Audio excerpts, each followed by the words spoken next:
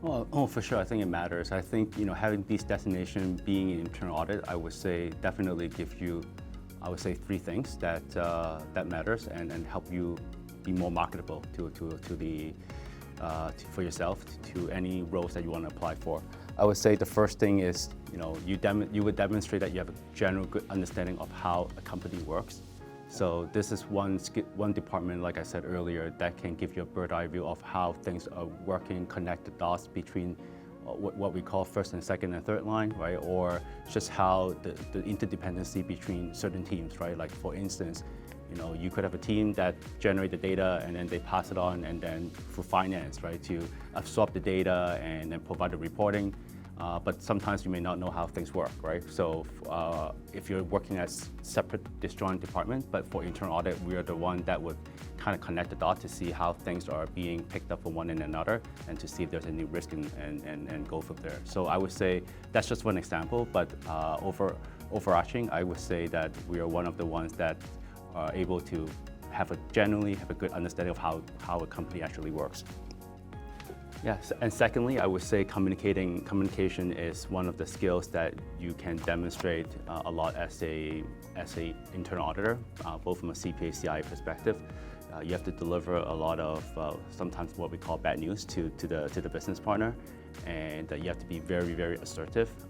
And at the same time, you need just to be balanced in terms of knowing when to react, knowing when to deliver the message, the timing when you deliver the message.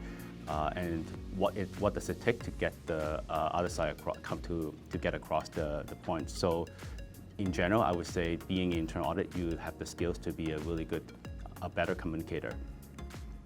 I would say the third skills I would say is you tend to be more analytical just because of what we need to do as a profession. One example is you have 2 to 3 months to go in to audit a department, and those people do those stuff day in and day out. You have to have the ability to go in, right, conduct a walkthrough, assess the risk, assess the control, just the testing, and then provide a result to them. You have to do all that things that I just mentioned, typically in a 2 to 3 months time frame. And I think it requires a lot of analytical skills, first of all, right, to do that. And then also, once you perform the testing, you have to assess the results and communicate back to the audience to say, okay, this is what we have come across and this is what we have found. And you typically have to do that with business partners that do this day in and day out, and we don't do that. So I think it does require a lot of analytical skills to be in our professions.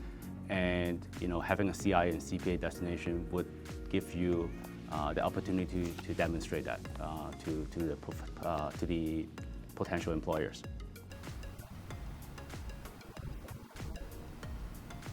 I would agree with Phil. I think having that designation and the path you take to get there helps you develop the communication skills, the analytical skills, the accounting and auditing knowledge that are definitely directly relevant to internal audit and just other finance roles in the industry. And I feel that the skills that I developed while getting my designation and while in internal audit also helped me in my current role now, which is in accounting, policy, and advisory, because I still use all those transferable skills, the communication, the analytical, the research, just to constantly communicate with my client to understand what accounting issues they would like to get help on. So I think having that designation and that internal audit experience is very helpful and make you very marketable as a grad.